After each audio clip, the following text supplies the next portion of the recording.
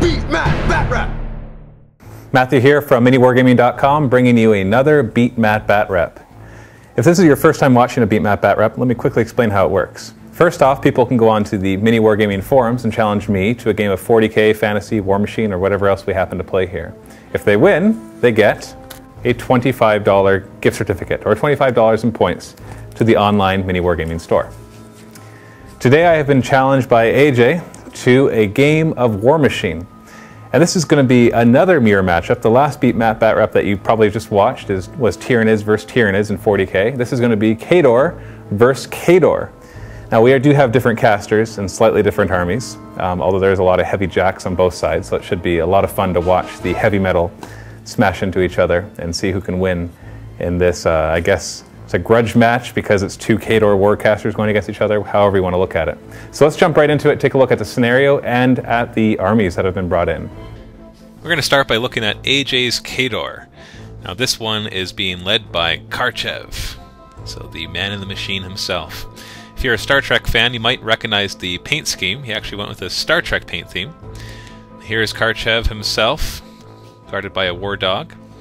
And in his battle group, he's got a Devastator, which has a nice high armor. He's got a Destroyer, this blast weapon, and the good old Juggernaut. It's just a nice, reliable jack overall for its points cost. And the little war dog right there to add a little defensive bonus. We've got a group of battle mechanics. Notice how they're painted blue, just like the medical team in Star Trek. We've got a group of Man of War, which of course are all painted red because they're out front to die.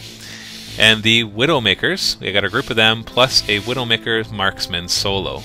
So he's joining in as well. So this is AJ's 35 points. Now we'll take a look at my Khador army. I knew he was bringing in Karchev, so I didn't want to bring in the same caster. So I decided to try a new caster, which is Butcher. So I brought in just Prime Butcher, not the crazy one that has crazy stuff. So Prime Butcher right here. And in his battle group, went with the big old behemoth, because he's just fun to play with. Although he has 13 points. He's probably a little overpriced for a 35-point game, but I thought I'd bring him in, just try him out. And backed up by two Juggernauts, because they are a nice points cost for what they can do. Got a group of Greylord Turnian, who will be providing the Blizzard cover, and they can also freeze a jack in place if they need to. And of course a group of Iron Fang Pikemen, with the unit attachment of the Officer and Standard Bearer.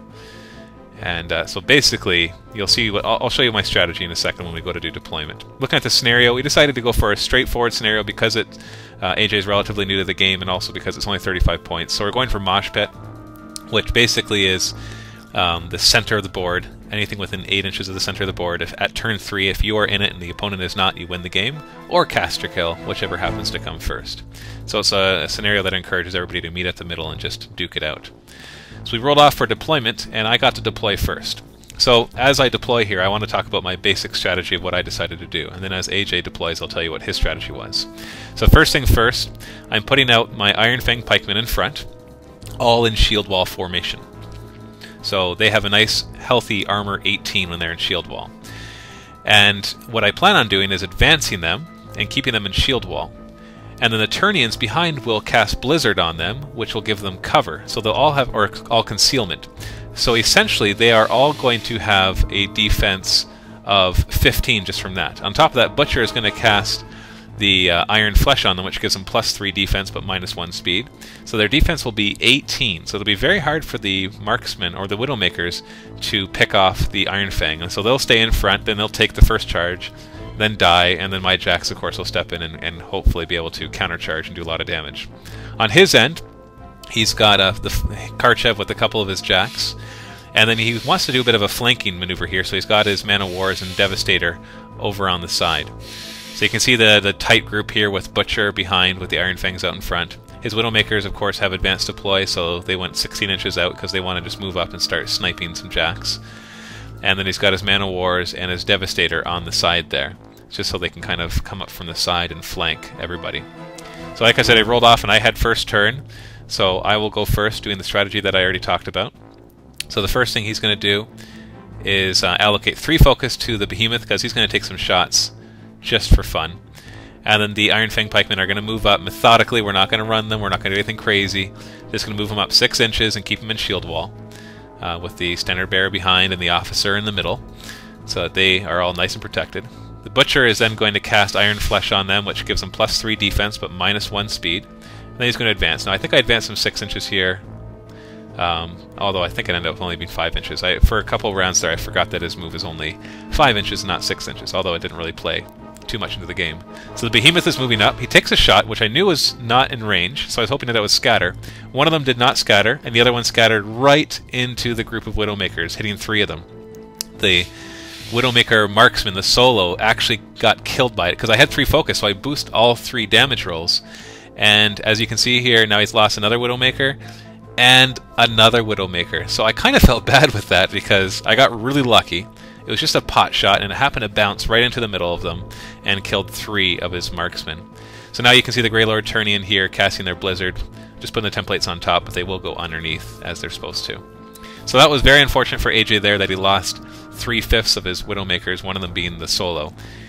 He's going to move up the rest here and take some shots, because the nice thing about Widowmakers is they can automatically do 1 damage. They're not even going to bother to shoot at the Iron Fangs because their defense is way too high. So both of them are going to shoot at the Behemoth, whose defense is nice and low. And both hit, and so he chooses just to do 1 damage, and he can put it on any box or any column that he wants. So if there had been 5 there, you would have seen 5 of those, because they only missed on double 1s.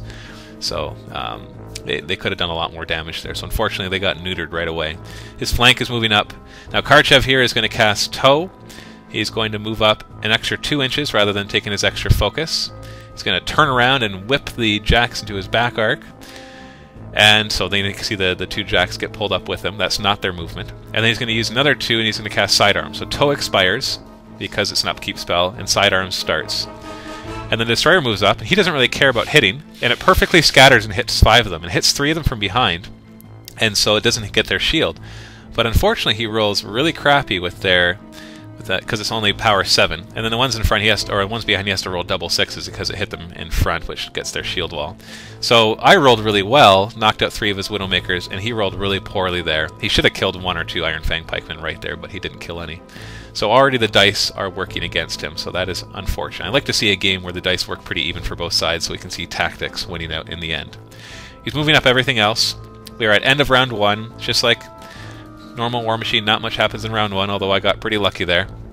And you can see the overview of the board here. You see those green templates underneath, that's the Blizzards. They stay with my guys for a full round, so they'll expire at the beginning of my turn. And you can see he's moved up, the Widowmaker's done a bit of damage, and they're now in cover. And his guys are moving up. Unfortunately, his Devastator was out of the control range of Karchev, so he's not able to give it any focus to have it do its run. But that's okay, it'll make it there eventually. So stay tuned for round 2. Go ahead and post in the comments below who you think is going to win and why you think that they're going to win. Obviously based mostly on the army composition at this point and the initial round. I'll see you at round 2. Visit miniwargaming.com to see our videos 1 month early.